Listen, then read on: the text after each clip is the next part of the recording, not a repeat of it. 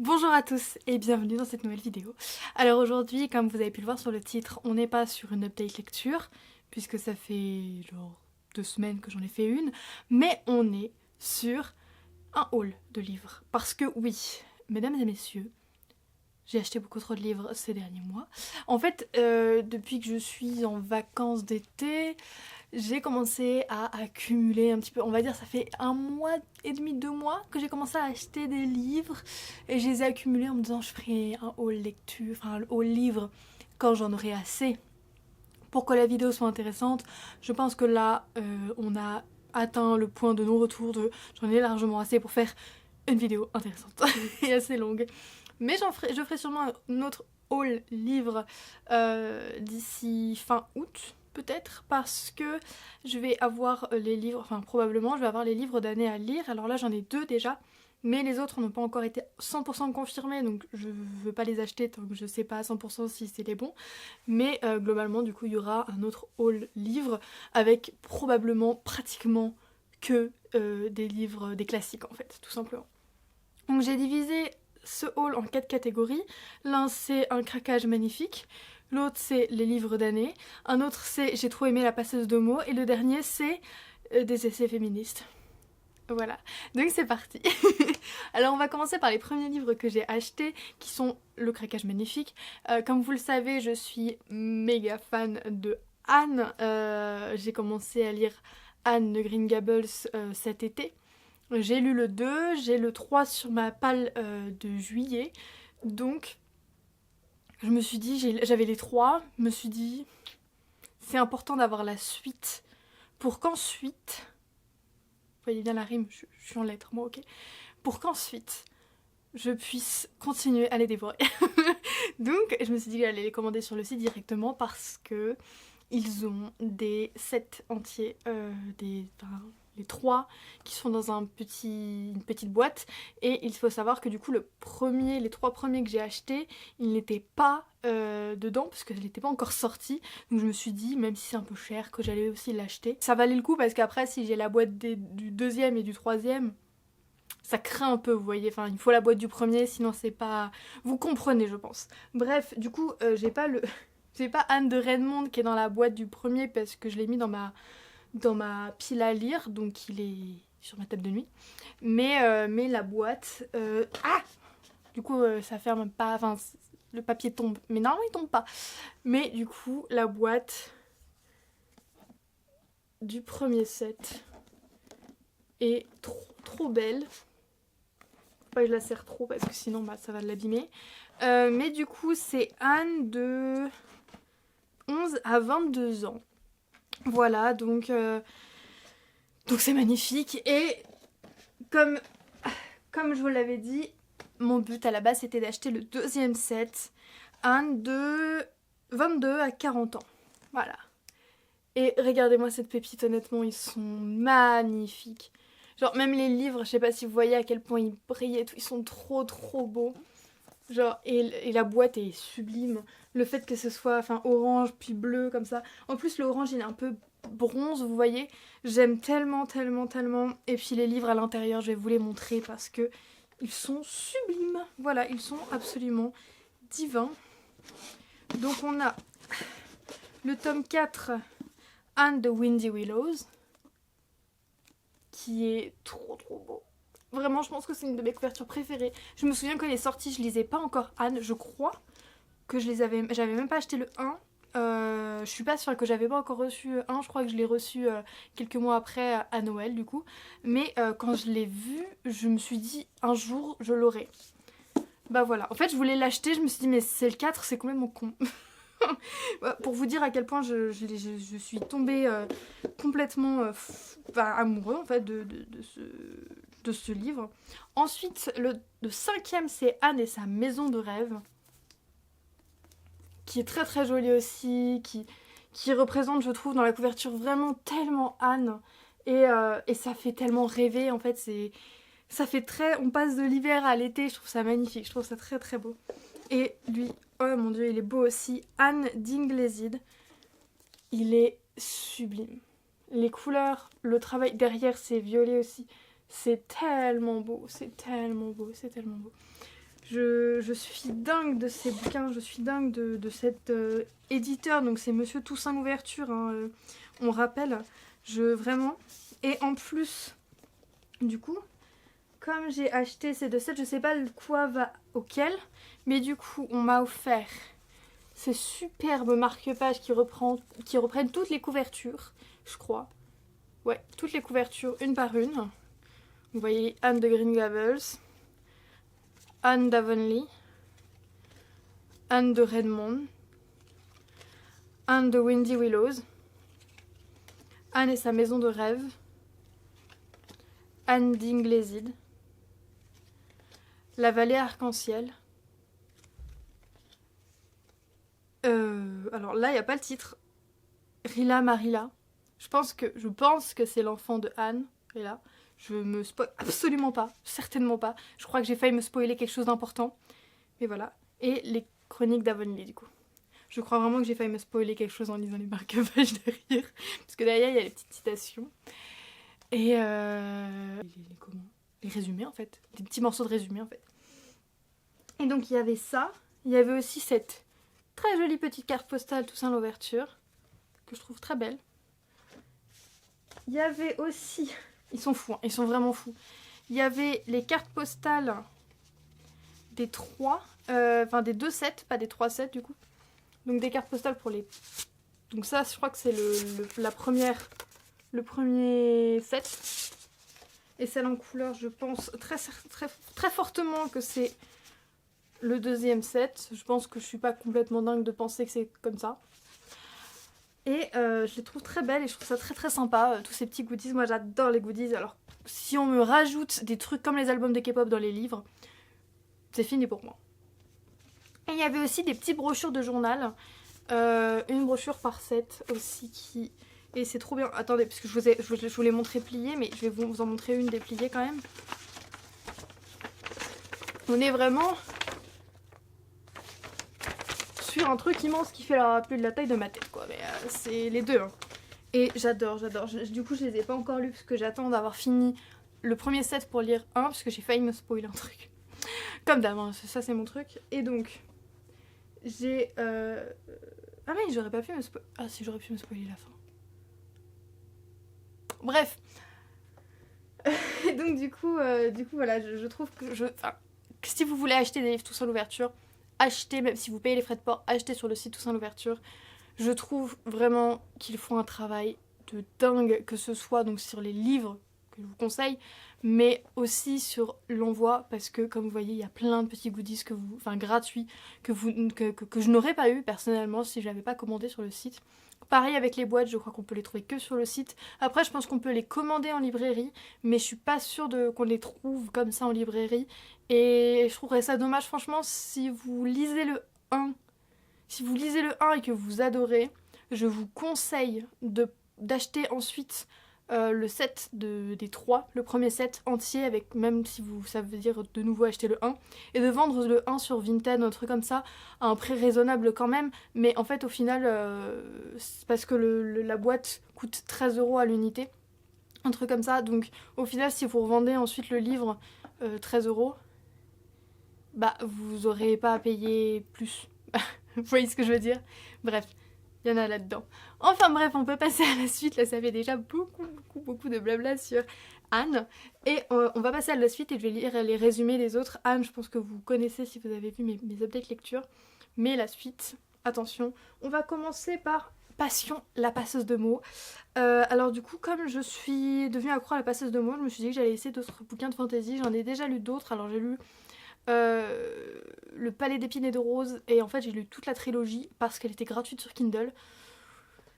Honnêtement c'était bien sympa, mais parce que j'avais besoin de me vider la tête à un moment de mes partiels quand j'étais en double licence, mais c'était pas non plus à se taper les fesses par terre. Et ensuite j'ai appris que l'autrice était pas folle, enfin elle était pas géniale en tant que personne, je crois qu'elle est même raciste et un peu biphobe, et ça se voit dans le livre. Donc voilà, je vous conseille pas forcément, mais bref, j'avais lu cette trilogie-là. Il y a une suite aussi, mais elle était pas gratuite, donc je l'ai pas lue. Alors, j'ai lu Iron Widow, mais Iron Widow, on est quand même beaucoup plus sur de la science-fiction. Donc attention, si vous voulez lire de la fantasy, n'allez pas forcément sur Iron Widow. Moi j'ai adoré et j'attends la suite avec impatience. Je sais plus comment s'appelle la suite, mais j'attends avec impatience. Ça a été repoussé parce qu'à cause de ses positions politiques, puisqu'elle soutient la Palestine.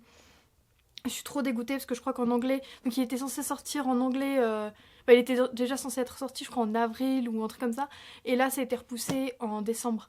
Donc on va encore attendre un petit peu. Mais moi j'avais lu le tome 1 gratuit sur Kindle en français, donc si jamais ça vous tente et que vous avez l'abonnement Kindle, ça se tente. Bref, donc du coup on m'a conseillé un livre, donc c'est, je sais pas si c'est une trilogie ou une saga, mais ça, c'est L'Envol du Phénix, qui est un gros bouquin. Voilà. J'ai même pas lu le résumé. Je l'ai trouvé à 5 € sur Momox, parce que c'est un bouquin à 16 € à la base. Donc je l'ai pris, je me suis dit on me l'a conseillé. On y go. Je vais vous lire le résumé du coup. Donc la trilogie s'appelle Sœurs de sang. Je sais pas si je l'ai dit, mais bref c'est le tome 1. Donc, elles étaient telles le jour et la nuit, et pourtant elles n'étaient rien l'une sans l'autre. Autrefois j'avais une sœur que j'aimais de toutes mes forces. Pourtant si j'avais su, je l'aurais haïe. Mais qui a jamais pu contrôler les mouvements de son cœur? Véronica regarde brûler dans l'âtre 2 œufs de phénix sur le point d'éclore. Dire qu'il y a quelques années à peine de puissantes reines sillonnaient encore le ciel sur le dos de ces bêtes légendaires. Sa sœur Val et elle ne rêvent que d'une chose, chevaucher ces animaux mythiques comme leurs parents avant elle. Malheureusement, une telle audace est désormais punie de mort, et ceux qui pratiquent la magie sont traqués sans merci. Toutes deux vivent donc dans la clandestinité. Je vous lirai pas la suite du résumé parce que j'ai pas envie de la lire parce qu'il est très très long, je vous ai lu la moitié et je trouve qu'il n'y a pas besoin de plus. En tout cas, du coup, maintenant que je lis le résumé, ça a l'air vachement bien. Ça a l'air vraiment bien et sympa et j'ai hâte. J'imagine qu'elles vont clairement chevaucher des phénix puisque ça s'appelle L'Envol du Phénix. En tout cas, j'ai trop hâte de le lire. Il fait 700 pages, c'est de la fantasy donc c'est normal. Mais j'ai trop hâte. Et ensuite, j'ai vu sur le Instagram de Hachette Romain qu'il ressortait un livre que je ne connaissais pas à la base. Je crois que ça s'appelle Plumeline. Et ils l'ont ressorti. Je crois qu'à la base, c'est sorti chez Bayard et qu'ils l'ont racheté. Ou alors c'est sous le même. Je suis pas sûre. Mais bref, ils l'ont ressorti donc en format poche, donc un livre de poche. C'est la lecture jeunesse. Des fois, j'aime bien la lecture jeunesse. Et c'est de la fantasy qui s'inspire. Enfin, de la fantasy japonaise, je crois. Qui s'inspire des mythes japonais. D'ailleurs, comme Iron Widow, c'est chinois. Ça s'inspire beaucoup de la Chine, etc., etc. Et j'adore. Et donc, le livre, en fait, j'ai craqué sur la couverture. C'est magnifique. C'est magnifique. Ils ont sorti les 2 premiers et genre... Voilà, j'ai craqué. Et puis c'est un poche, en fait. Donc, je me suis dit que ça valait carrément le coup de le prendre pour tester. Donc, c'est tome 1, La Voix du Kirin. En tant que guide sur la montagne sacrée, Tomoe assure la sécurité des voyageurs sur le chemin escarpé qui mène à la capitale du clan Kirin. Quand le seigneur du clan voisin cherche une criminelle dont le portrait lui ressemble étrangement, Tomoe doit affronter les dangers de l'ascension, mais aussi les soldats qui tentent de l'arrêter. Coïncidence ou complot? Avec l'aide et l'attention de Kiyoshi, un guerrier chargé d'une mission secrète pour l'empereur, Tomoe doit lutter pour élucider ce mystère et parvenir au sommet avant que de nouveaux crimes soient commis. Un roman de fantaisie japonaise qui mêle aventure et romance. Alors moi c'est tout ce que j'aime, de toute façon ça c'est... Pas trop de romance, beaucoup d'aventure, mais quand même pas de romance. Voilà, ça c'est vraiment mon truc, donc écoutez, je découvre un peu la fantaisie aussi, clairement je suis plutôt dystopie à la base, donc j'ai trop hâte de lire et de vous dire ce que j'en ai pensé. Il y a beaucoup de bruit dans la rue. Et de vous dire ce que j'en ai pensé, puisque du coup, je vais essayer de le lire bientôt, mais il est long, il fait presque 400 pages, presque 400 pages, c'est un peu long, mais c'est moins que l'autre, donc c'est déjà ça. Enfin bref, ensuite on va continuer avec les livres d'année, tiens, soyons fous. C'est pas forcément des livres qui me tentent énormément, donc on va essayer de les rendre un peu plus sympathiques. Alors, on va commencer par La Bruyère, les caractères, attendez, il y a mon nom dessus. Voilà. La Bruyère, les caractères, chez Livre de Poche, donc c'est un classique évidemment. Il fait genre 600 pages. 600 pages. Et c'est pas écrit grand. C'est pas écrit très très grand. C'est beaucoup de maximes, de portraits, de choses comme ça. C'est pas trop ce que j'aime. Moi, j'aime pas trop la philosophie. Si, mais j'aime pas lire des romans de philosophie, enfin des bouquins de philosophie. Donc, je vais quand même vous lire le résumé. C'est un résumé. C'est plus ou moins un résumé, on va dire que c'est un résumé. Une première moitié de vie occupée à préparer un livre, l'autre à le corriger et à l'amender. Comme Montaigne et peut-être un peu plus que lui, La Bruyère est bien l'homme d'un seul livre, et ce livre est celui d'une vie. C'est que les caractères sont tout d'abord le chef-d'œuvre d'un genre pratiqué depuis l'Antiquité, le portrait, et d'une veine la littérature morale, dans lesquelles le grand siècle ne pouvait que se reconnaître et s'accomplir. Sous Louis XIV, on s'attache volontiers aux notations, ces marques où se découvrent les passions, et rien n'intéresse plus que les passions. Là où nous avons pu croire que la Bruyère fixait les images, il s'employait en vérité à nous les donner à lire. Bon, j'avoue que le résumé donne envie. Donne envie. La personne qui m'a conseillé L'envol du phénix a adoré ce bouquin, et donc je me dis, il y a des chances que je l'aime aussi. Mais j'avoue que là, comme ça devient... On te file un bouquin de 600 pages là-dessus, et on te dit que c'est des maximes. J'avoue que ça donne pas forcément envie à lire, mais le résumé donne envie, et j'ai hâte de vous en parler. De toute façon, je suis bien obligée de le lire, donc ça va se faire. Ensuite, on va continuer avec Diderot, le fils naturel, le père de famille, est-il bon, est-il méchant? Alors, j'enlève mon nom et je vous le montre. Donc lui, c'est chez Flammarion, je crois. C'est ça. Flammarion, l'autre c'était Livre de poche, je sais pas si je vous l'ai dit. En tout cas, je le dis de toute façon pas à chaque fois parce que je suis un boulet, mais en tout cas, le livre ressemble à ça. Je vous avoue que quand j'ai vu le titre Le père de famille est-il bon, est-il méchant, ça m'a beaucoup rappelé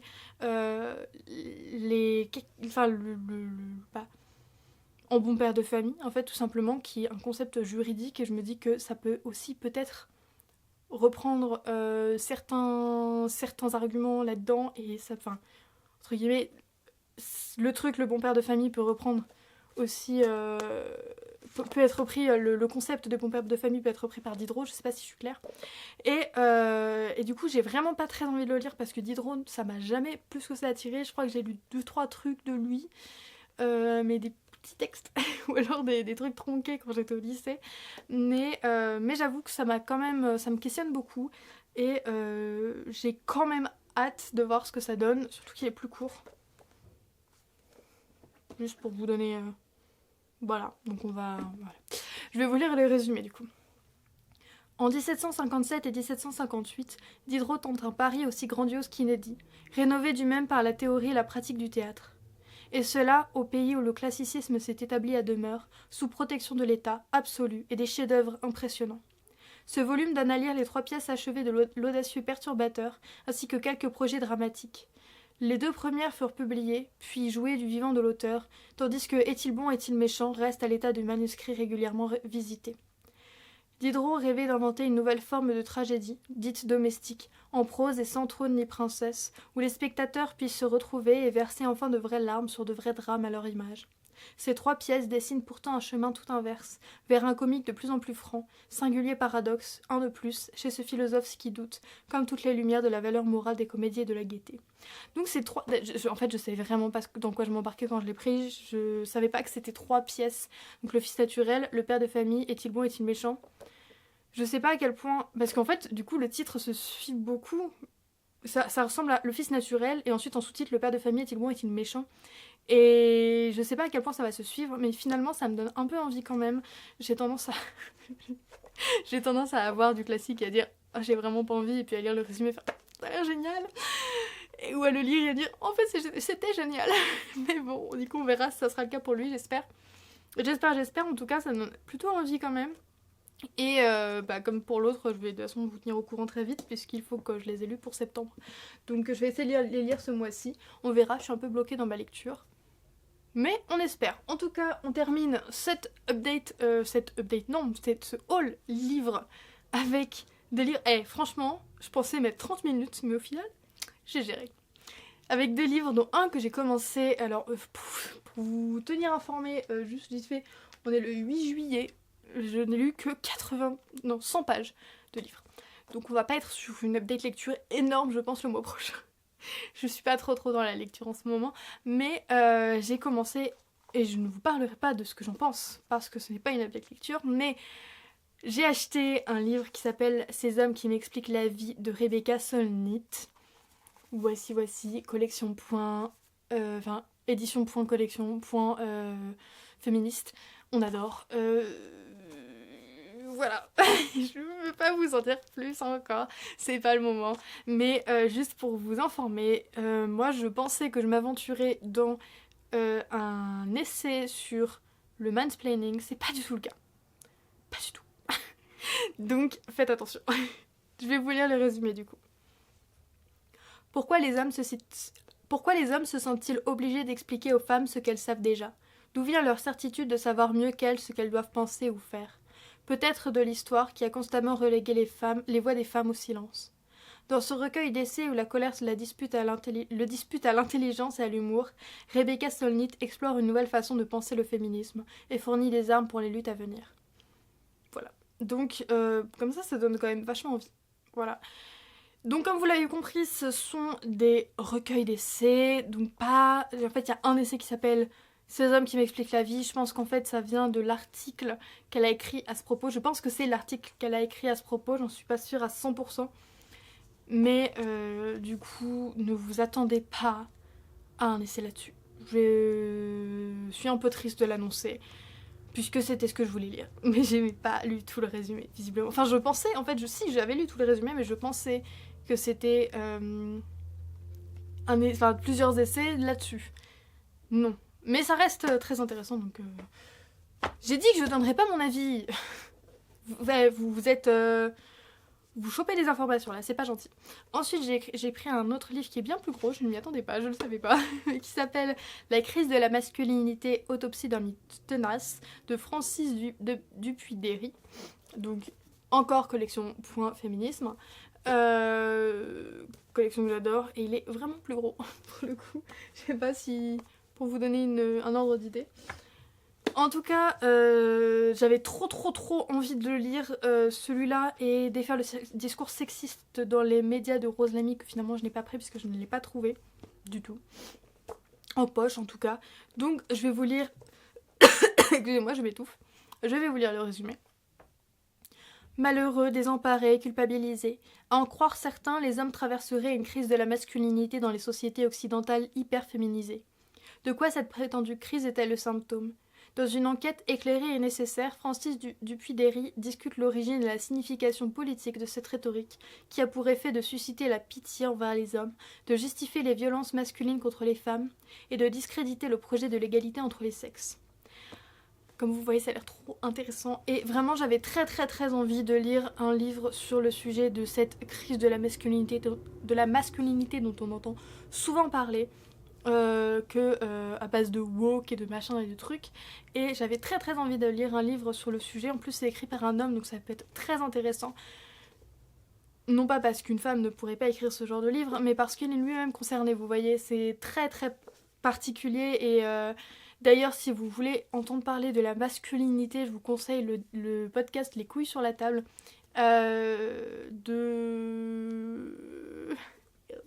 Je l'adore en plus, et j'ai complètement oublié son nom. Alors que j'ai écouté le cœur sur la table aussi. J'arrive dans une seconde. Les couilles sur la table.